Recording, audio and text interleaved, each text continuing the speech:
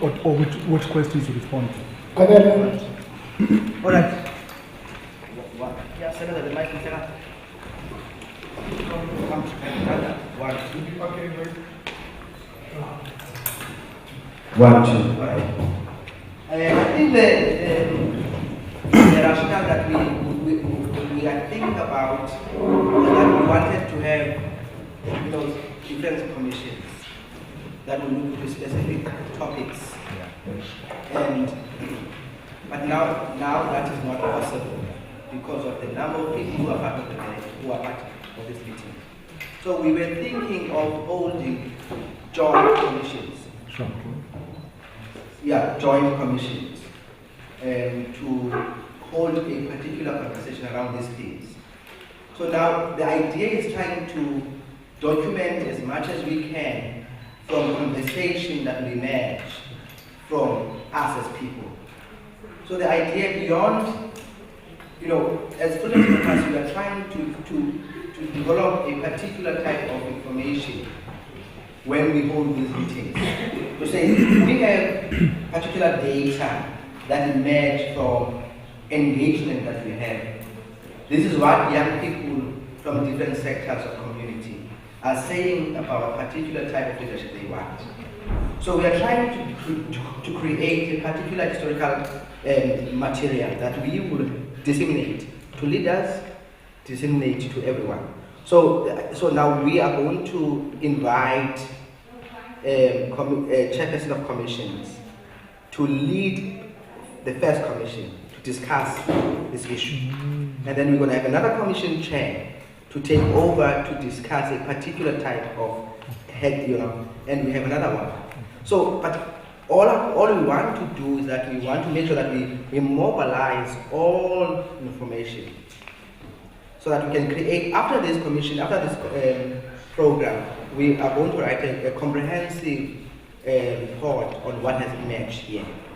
So we have Sia Zondami, who is a chair, we have Anna who I'm also a chair, and all of us here, and yourself. So we are going to start the commissions now. So if you have any particular question that you want to ask, I can clarify that question. Do we have any questions? So I'm trying to just explain how the modalities of constituting these commissions so that we are aware how we want to start to form the commissions. Sure. Right? So the first commission, Commission 1, is going to respond to a particular type of questions. Like we have social cohesion as a particular theme that we want as this commission we want to discuss. We have heritage, we have legacy in Nelson Mandela Bay. So there's one commission that's going to look into that. So we will have the chairperson, Mr. Nduna, who is going to chair that commission, right? We are going to discuss that. And Commission 2 is responding to a particular theme, which is youth conditions in our metro, right? We are going to discuss that. We are going to share our ideas, our views pertaining to that theme, right? And then we have Commission 3, which will be responding to a particular theme as well, which is the economic planning, the blue economy, township economy, right? We will discuss that. So the idea is that we have to mobilize our ideas around that particular theme. And then we have Commission 4, which will respond to entrepreneurship, unemployment, and business of arts in our metro. So you'll find out all of these themes seem to us that they've already been discussed in one way or another. But we want to make sure that we document as much as we can, right? So we are going to have a semi-structured conversation with everyone. So it's not a formal kind of rigid conversation. We want to make sure that people who are part of this meeting can share what they are thinking about these things. So Commission 5 is going to look into the issue of leadership, which was a central and dominant theme in the conversation that we had earlier on. Leadership, governance, and political stability, which is a central issue that we've discussed here. So that's the idea, and we have Uzolisa, who's part of the collective, who's going to be able to document some of these ideas that we have. So I'm hoping that I have responded to some questions that we have or thinking that we have. So I'm going to invite Mr. Diambone Ambangu.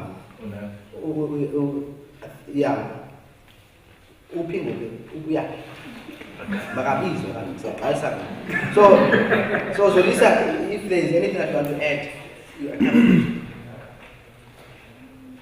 Okay. Ndiyacelwa ke bandiza phambili apha esikhawushini.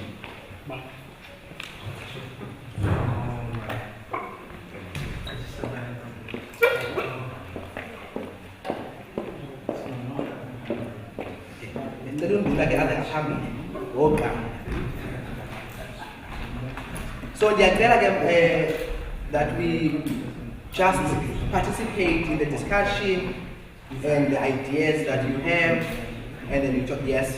So later on, later on, we are going to get them later on. So that group can you occupy this space, so that we are trying to manage these cameras. So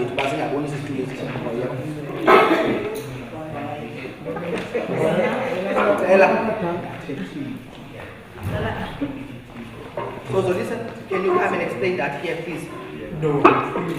Okay, sure. All right. Okay. Now we are going to start the commission officially. So over to you. Testing. Okay. Good day, ladies and gents. My name is Untitled, and I'll be chairing the first commission on social cohesion, heritage, and legacy. First and foremost, I think it's quite important that we are gathered here in New Brighton, as it is one of the most historic townships in Nelson Mandela Bay, and also it has produced a lot of well-known characters in the sector of arts and culture, the likes of Mama the late Professor John Gani, and many of others. Now, I'm going to start. I've written a very brief introduction here as to pave the way for the discussion of this first commission. As a country, South Africa, we come a long way from the dark days of apartheid, segregation, and so forth. Now, we come from an era of isolation, division, and segregation. Now, when the country, on the so-called Class of Project of 1994, it was meant to unite the people of South Africa. And that we've seen drastic change that has happened. But the issue of social cohesion, it hasn't been necessarily addressed. There was two quotes that I have here. One by Du Bois. He said, one of the major problems in this age and time is the issue of race. Also, it was 1971 when Spencer argued that the development of different races is a result of social evolution. Now, over the past years, the concept of social cohesion has become an important policy discourse in the Republic of South Africa. So thus, the discourse focuses more on building a democratic, apartheid-era nation-state, as well as increasing anxieties during the current fragmentation along the lines of race, ethnicity, class, and gender. Now, we should also note that social cohesion is critical to the objectives of a developmental state. Now, when we talk about social cohesion, I want us to focus on the characteristics of it. One is enjoyment of both political and civil rights. So this means that citizens should enjoy freedom without infringement, discrimination, or repression. The second characteristics of social cohesion is non-racist society, respect for the dignity of the other, and an absence of hate crime will prevail. The third one is sharp reduction in inequality. So with this set comes to the awareness and the utilization of the global best practices, which needs to be tailored for the relevance in the nation or state to effectively bring people together to live at a decent cost for all and to live and work in places which are healthy and raises than declined sense of worthy. The fourth character is on common perception of the nation. Now, this requires more effective government of all branches and levels, and the same with civil society working together to bring into the societal fold all citizens of democratic background. The fifth one, which is important, is trust in institutions. This means that institutions must be fair, honest, and have impeccable ethic integrity. The sixth one is the integrated human settlements. Increase progress in the elimination of the apartheid legacy. Gender equality. All forms of gender and LGBT discrimination are eliminated. The eighth one, which is the last one, is the equal enjoyment of socio-economic rights, which means that discrimination in enjoyment of socio-economic rights is prohibited, and the state does all in its power to ensure equal enjoyment of these rights. Socio-economic rights in South Africa must be considered in the next context of historical formation and transformation. Those are the 8 characteristics of social cohesion. Now, for the sake of, or the purpose of today's commission on social cohesion, the heritage and legacy of Nelson Mandela Bay, I think I should put it to the floor in terms of how do we ensure, institutions or heritage sites such as the Road Location Museum, that how are they going to benefit the people of Nelson Mandela Bay, as we see that the museum now has become a white elephant. So how do we restore the museum for the benefit of the people of the city as part of the city's legacy, and to ensure that the next generation is also aware of the in-depth history of the city? So I think that should be the first question in terms of how do we ensure that sites in that museum are preserved for the next generation to come as part of the legacy of the city. Thank you.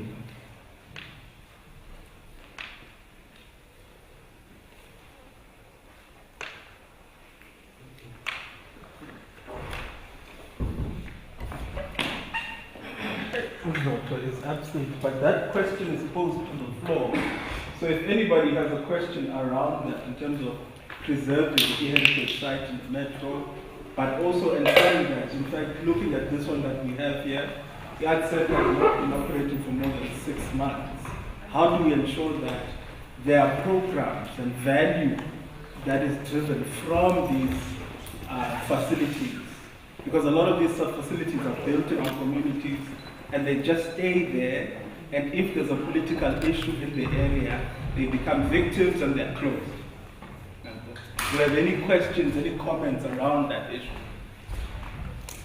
Sure. Ms. Toilet about the quarter, I think it might be a scaling clash.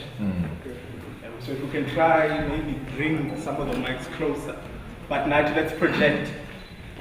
Okay, thanks, Chair, Officer Sheikh.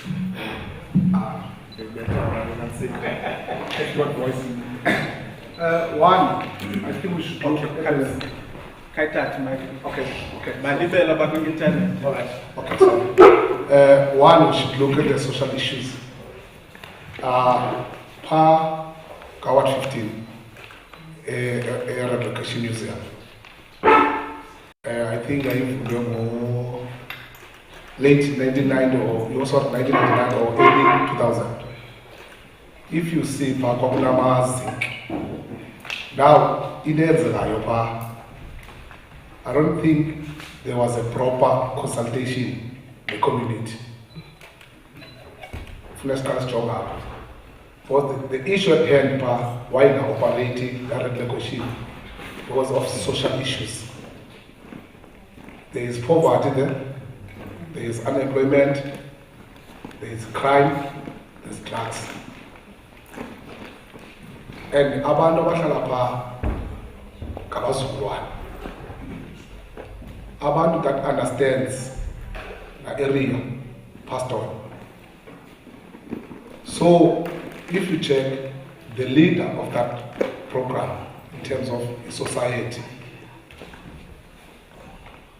is a young person. I think he was born in late 70s or early 90s. He doesn't have a deep history of that place. Now, uhlekazi besuke NPTA, uthetha ngesingaphi. That percent close to a relocation. But if you can go there, a business in Halaga Bush. Next to it is a call is Hindrupa Zamatat. I understand that in pre-1994 housing, I can deny the policy that deals with ratification. Maybe we should start there. Do you understand? Because if you want to develop, you must be able to engage with the community first. Don't just come and build and say this is yours. You must be able to engage.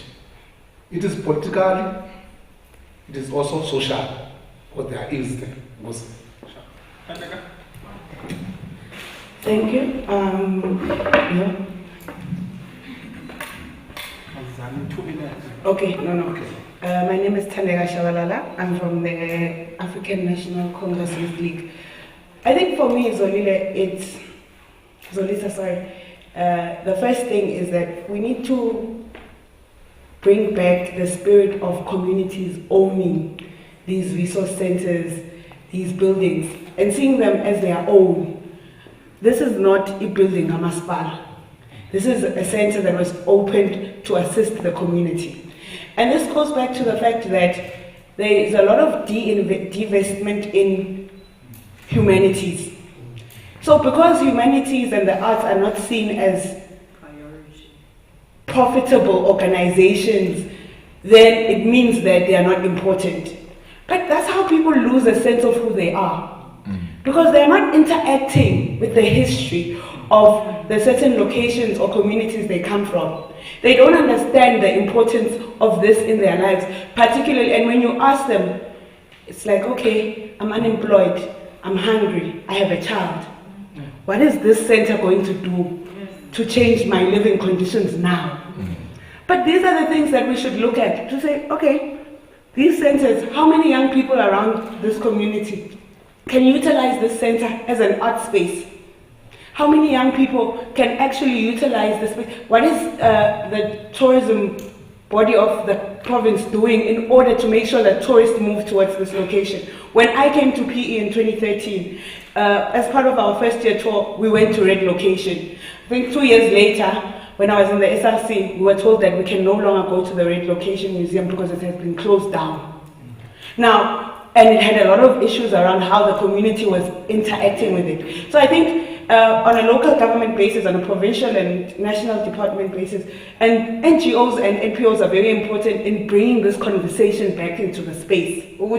No, as members of the community, we don't resonate with these centers, and the reason is 1, 2, and 3. How do you then open that dialogue? How do you ensure that community leaders are bringing in community members to ensure this is why this place is important? It can't be only utilized by government organizations and other NPOs from outside of the community.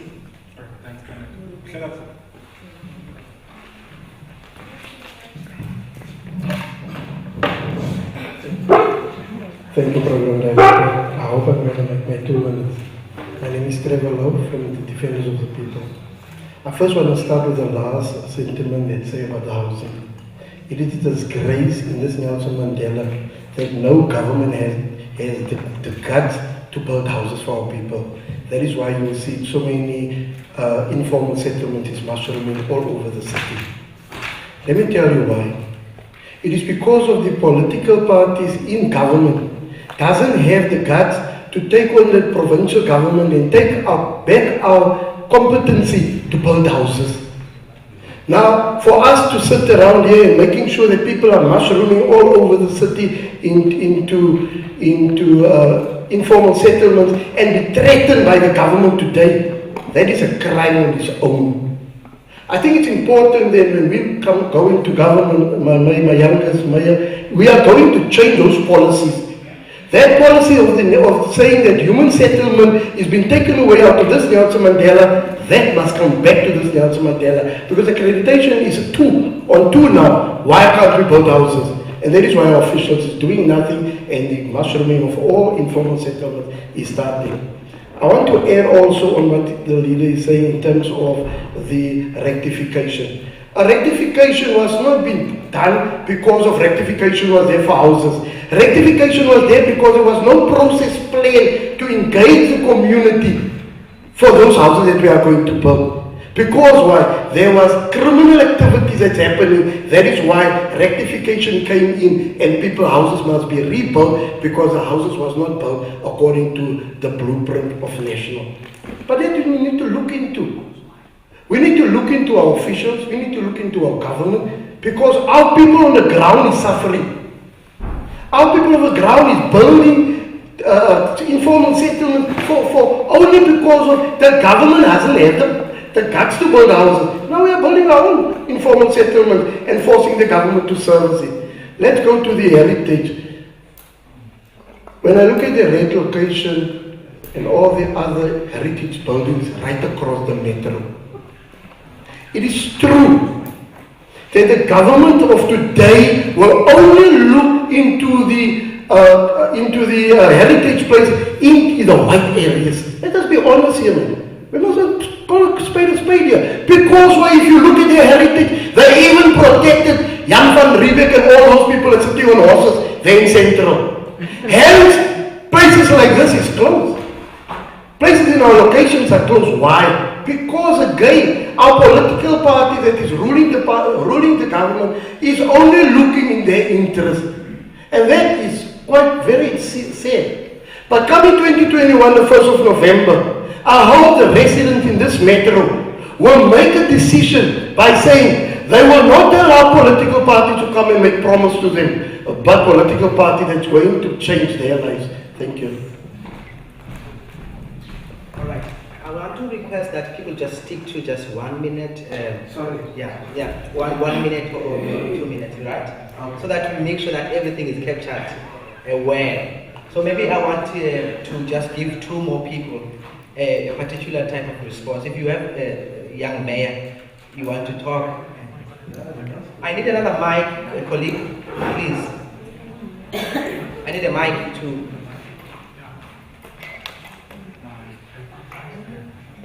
I need a mic to. Someone must have certificate there.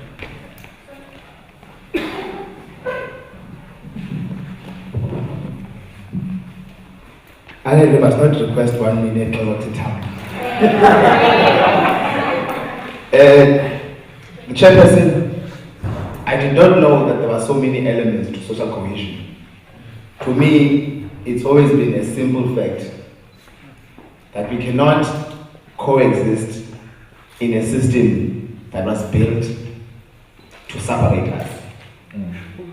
So, in as much now, after having heard your submission or your opening remarks, I do take note and I'm alive to the other elements. But I want us to stick to the fundamental of the non-racialism.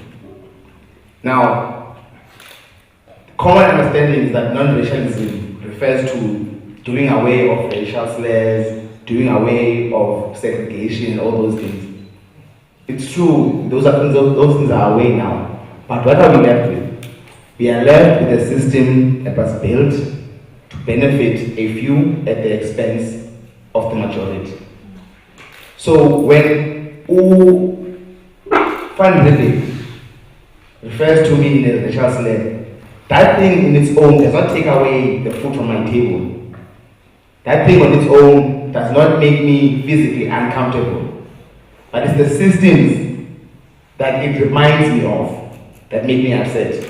So, if at all we were in a society that does not remind me of the yesteryear, then surely social cohesion will be much easier to achieve. But coming down to the heritage sites, particularly the Red Location Museum, I believe strongly that it should not have been built in the first place.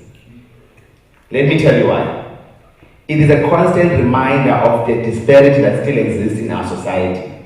People are living in houses meant for 2 people, and yet there are 7 to 10 people in that house. And they walk out of that house and they see a monument to how much the government can do, but they decided to do it in their own way without consulting. So in as much as I agree that we need to preserve and honor our heritage, I am saying, let's first invest in people. Butsia, in my life as an entrepreneur, I would always say, investors don't invest in businesses, they invest in people. Then the government must stop investing in big buildings that serve nothing as a reminder of our disparity, but they must invest in the people. Thank you. I just want to request, we don't have much time, young mayor. We want just 1 minute. Then, yeah. All right. So, now I want to maybe facilitate a response if there is no more other questions. Because the idea is to kind of make sure that we capture as much as we can under this one theme, right? So if you have no contribution, I wanted maybe to give you an opportunity to respond. If I can come in there, yeah. not. Yeah. So I'm trying to make sure that the discussion is a bit because I want to encourage people here to talk to each other. So I want to remind everyone that this particular session is around how do we create a common vision. So the idea was to essentially talk to each other about some of the ideas that we have about what is happening in our communities. Right? So what I want to hone in on is this problem of, you see, we're trying to talk about heritage. And we're finding that the conversation is being overlapped by service delivery issues. Right? And I think it's time that I brought in the idea of community participation. Right? And I want us to kind of come back to that. What are the ways that we can build proper community participation so that communities own these facilities? Right? They own the problems that exist there, because we can't constantly be saying it is government's responsibility to ensure that our communities are clean, for example. Because I don't know how many of you actually walked out of here to look at this area is clean to this facility, but immediately after the wall ends there is enormous dirt. How do we make sure that communities are motivated to act? So that it doesn't have to go to a mayor to say, Mayor, come and clean at ward so and so. Because that's community participation as well. Right? Community participation doesn't begin, well, my argument is that it shouldn't begin when there's a facility to be built.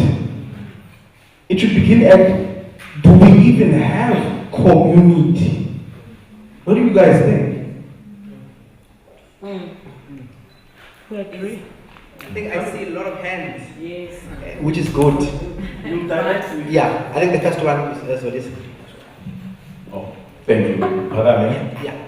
All right, thank you, Mr. Gazi. I think one of the things that we need to address when it comes to social cohesion and racism is the issue of spatial planning and injustice. We know about the Group Areas Act, which moved us from the center and the economic activities to the peripheries of our own land. Now, that has not been addressed. We are still stuck at the periphery. So we still see each other as us and them, white people and us. So I hear you there. Address the question on the floor more directly. How do we build communities? Because we want to come out, there's a culture of us having a talk show where we talk about everything and not coming specifically at something. Yes. So that's why I want that, where we can speak directly to issues and take this opportunity to formulate solutions for things, not to simply problem pose on what we want to speak about. So now when you want to address racism, you'll get the chance. All right. But there's a question on the floor that I wanted us to focus on.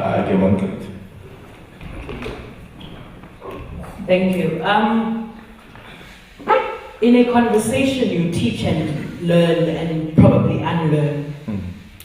And probably at the core business of social cohesion and community building and participation is conversation. You would have watched, and I think we speak like this, Zolisa, because we are on election mode. Watch our enthusiasm and energy around creating community dialogues and elections, but watch us stop there and post there. So how do you create a government first that continues the conversation? How do you create a community member that starts the conversation? And I think that is what we must begin to have, and it's a mentality thing. People are not participating anymore, even in voting, simply because they feel that they are not heard.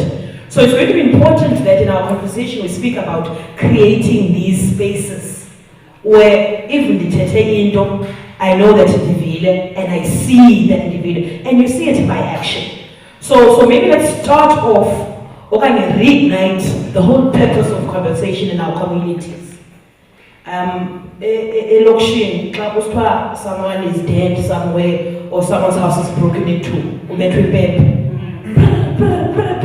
I think the solution to that particular area is to meet the community leaders working together with the South African police, maybe to put all over that was the CCTV cameras.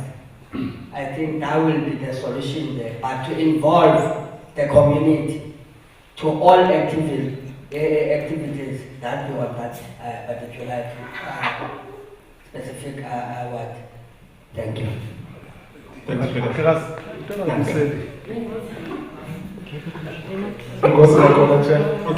The phenomenon we can take is someone who hasn't spoken after that speaker. You're good? Okay, sure. Is that what? No, by a minute, Okay.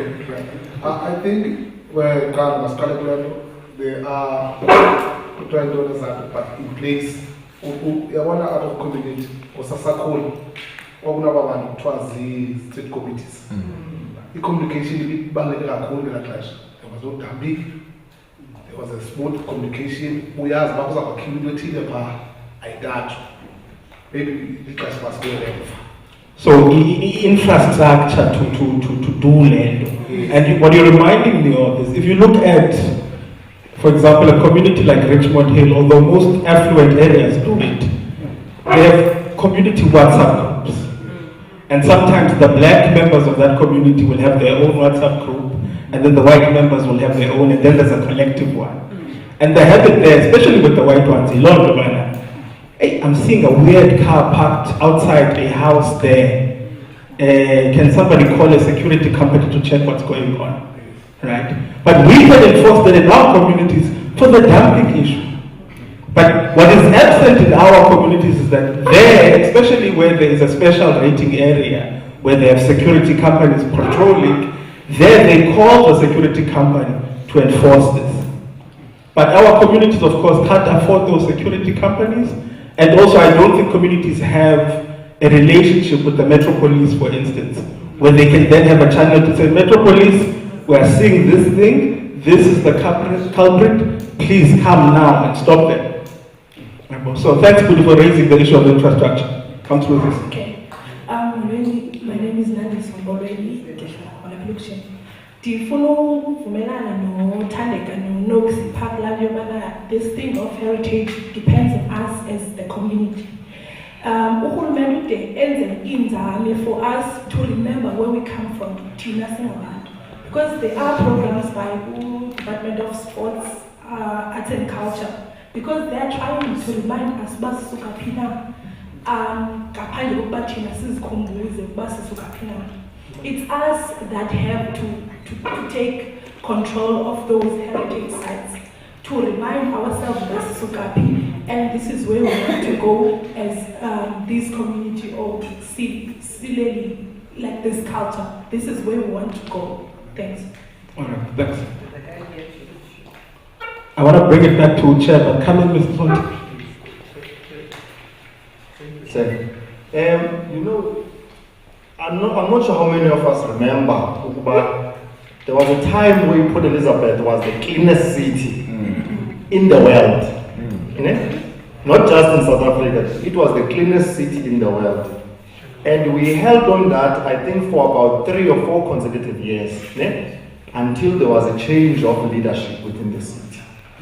And I think this is now, if we are looking about who we are and so on, because that's where because now what was being done in the communities, if you still remember, like in the early 2000s, in the late 1990s here in this city, there were always engagements. You would know what is going on, when is it going to take place, and by who, and all of those things. And that's what we have lost in this city. So many of these things, they somehow go back to inequality and instability. And that is what we would need to fix, so that the communities are being engaged and communities find the comfort from their own leaders. You must know, but many of these things, they go back to the political instability and in a vacuum of leadership. You must remember, when this thing of by councillor introduced, firstly it were people that wanted to serve. But then people saw, no, Unat is not just serving, but is also earning a salary, and his lifestyle is changing now. And then it changed now to something else, and then that's where now there was young and Koyogo that is correct. So if we can be able to go back to those characteristics as to, you know, just in the 2011 or 2016 elections or 2011, I spoke to one of the councillors that was stabbed, and I was saying to that councillor, if the community doesn't want you to a point where someone steps you, and then they say, we want this one as a ward council. If it's all about serving, why not just if it's not about you want to look after the welfare of your family. So if we can go back to as a basics, we had here a program of what was it, tones, when we had the problem of leaks and all of that. That program, communities knew exactly what to do because there was proper communication. So if we can just go back to all those things that's in this city, and I'm 100% sure there are documents that also stating what was being done to mitigate this, to address that. If you get those archives now, a exchange, there's a computer there that has got a wealth of information from presentations that are 1995 that are still there. If we can go back and access those things, I think we would also find a direction for this city. Thank you. Chair, can you just give us a summary of that topic? Okay.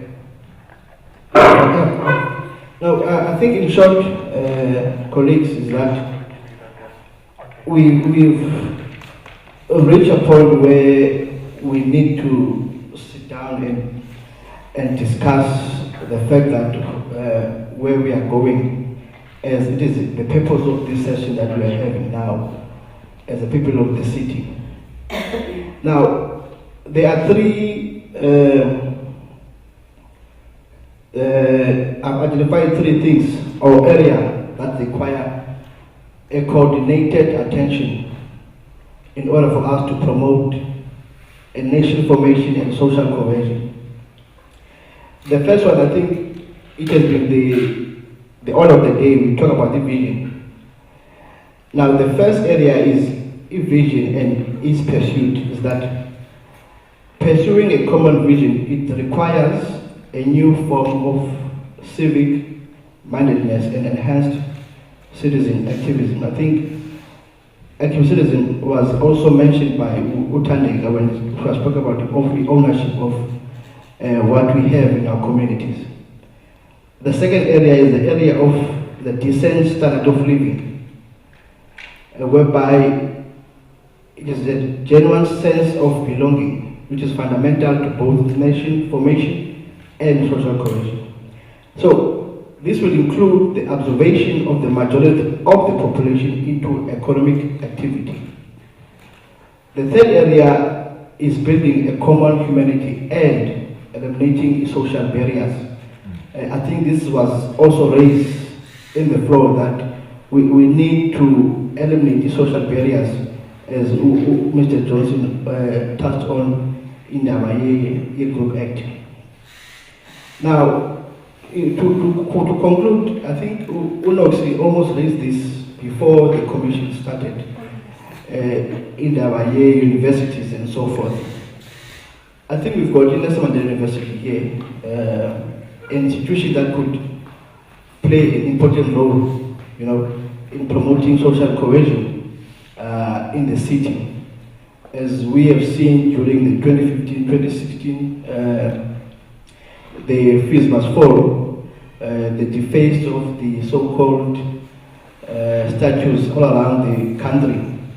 So I believe that each and everyone sitting here and outside, or those who are not here, we do have a role to play in ensuring that, and also to preserve the history and the legacy of the city. Because we remember that it was Desmond Tutu who once described South Africa as a rebel nation.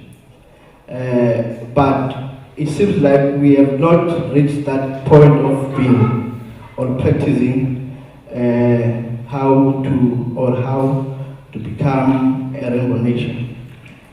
Now, lastly, the issues of identity and identity formation are one of the most issues that makes it difficult for South Africa to define what is social cohesion post-apartheid era. So we therefore need to shift to what is known as a social construct. So, with so much diversification in the country, it is thus important to look at ways of living in the socially constructed society. Thank you. All right, thank you, Chair. So we'll now move on to a conversation on economic planning, the blue economy, and the township economy, right? And then after that, I want us to also link it to the condition of youth in the Nelson Mandela Bay, and then focusing in on the idea of, because I think if we're talking economic planning, we should then be able to talk about what are the economic challenges, for instance, youth unemployment, right? So the commissions, but I want them to be part of one conversation. So what I want is for Uche to just give us an introduction of that topic as you had planned. But I also want, and I'm putting him on the spot, Anele wrote an interesting master's on the concept is a solidarity economy, right? Basically looking at indlela, Obama mostly, look after each other through Istokvel, right? And I think already when we talk economic planning at a high level in government, I doubt those concepts come about. So I want you to respond to that as well. So you'll be the second speaker, and then whoever was going to speak about the condition of youth unemployment in the Nelson Mandela Bay can come in. What I want the floor to start asking itself is, what is the leadership we have in our communities, in local government? Where are they failing in terms of getting youth into the economy, integrating youth into the economy? How do we feel about programs like the EPWP? I think how do we feel about that? Is it helping? Another way of integrating young people that they're trying to do is the educator assistance, general assistant programs within the education sector. If anybody was part of those programs, and I am going to comment, because that's how they're trying to frame youth jobs and youth participation in the economy in some sort of way. But Chair, over to you now. Thank you, Lisa. Greetings once again. I think for this one, the first thing that comes to mind if we are to engage with this commission is one, understanding the economy of Nelson Mandela Bay. Looking at it with regards to one, the understanding of what the Nelson Mandela Bay is known as an automotive, city. Also, it's a city that thrives on tourism industry.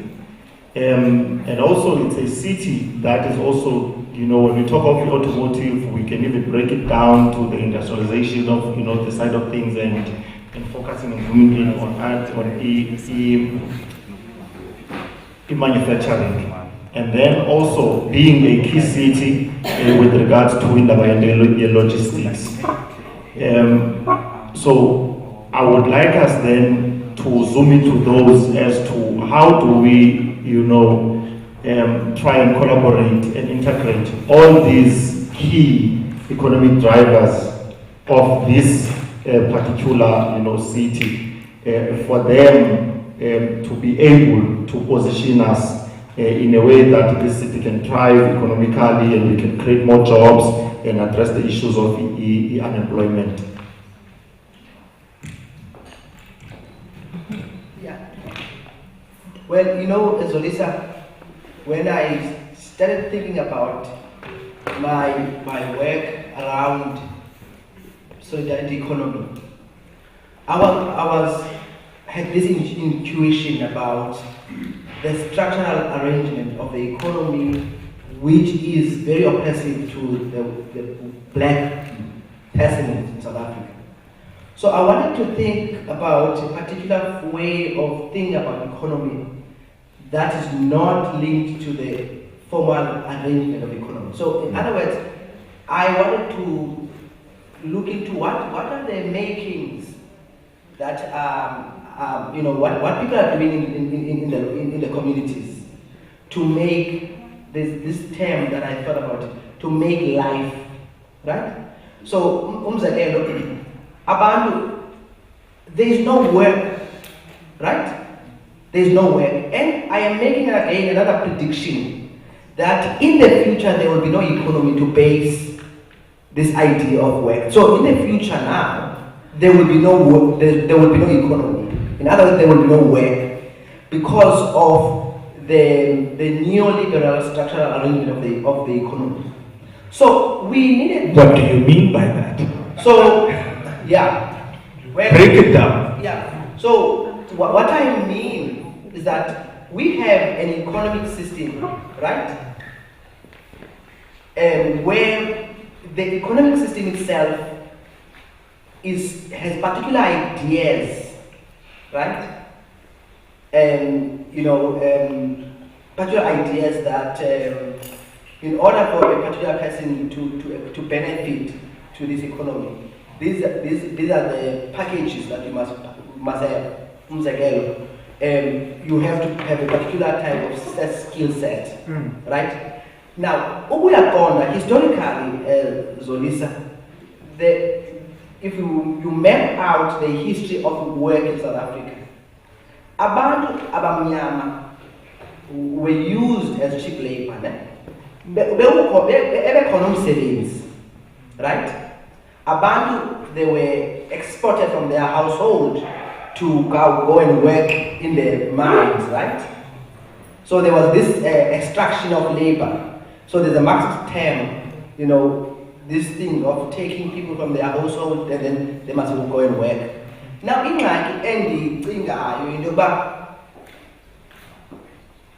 next, if we are not able to think about alternative ways of making life, so I say, go back, community zethu zicinge ukuba intoni thina esinayo within our community Let me come in, Angela. The thing I wanted you to answer on that is, you're saying that there won't be work. What's this thing that's coming that's going to steal work? Because interestingly, there's a blue economy that's coming that we're not taking advantage of. In fact, it exists, but we're not taking advantage of. So in some way or the other, there is work. No, there's no way. No, there is work. And in fact, one of the points is an IoT. Where there was issue of cheap labor, and people were taken, black people were used as cheap labor. You know what has happened now? If we go back to that conversation about our foreign brothers and sisters, and that's what has happened. Our brothers and sisters from abroad, they are the ones now who have taken over, and they are actually now doing that work that used to be done by our own. Because we have seen now, and we have seen ourselves as superior, as if we are unable, or we can't do certain types of trades. Because what you know, if we are talking about the oceans economy, the maritime activities that are taking place, majority of those, you know what a ship requires? A ship requires a plumber. A ship requires a plumber. A ship requires an electrician. A ship requires an engineer. All these things that we have looked down upon because I service where we used to go for your woodworks and all those things, and the technical schools in the townships, they are dying and all of those things. So will always be there because as much as even in that we are trying to go for automation of ships as well. That would not happen now because amanzi ayazilawula. You can't be sitting somewhere trying to control a boat, a big vessel with a gross tonnage of over 900. Check. So that will not happen. Okay, let me pause you there. I want to ask a direct question to you, but was a couple things while you analyze the response. I like the fact that you speak about that there is work, but I'd also like to ask, realistically speaking, what are the chances of a Simpiwe from Mission Vale tapping into that plumbing opportunity within the blue economy? You know, how do these young people who need that opportunity get into that sector? Because interestingly enough, I sort of work in close proximity with the renewable energy sector, right? So I find online that, okay, there is a short training program of about 7 months. You do it, and then you become a technician to fix a wind turbine if there's an issue with it. I speak to somebody who works for a wind farm. I'm like, hey, release funds so that we can recruit young people to go do this course. It is also tight. The problem is you cannot find even someone with a grade 11 maths and science mark that's good enough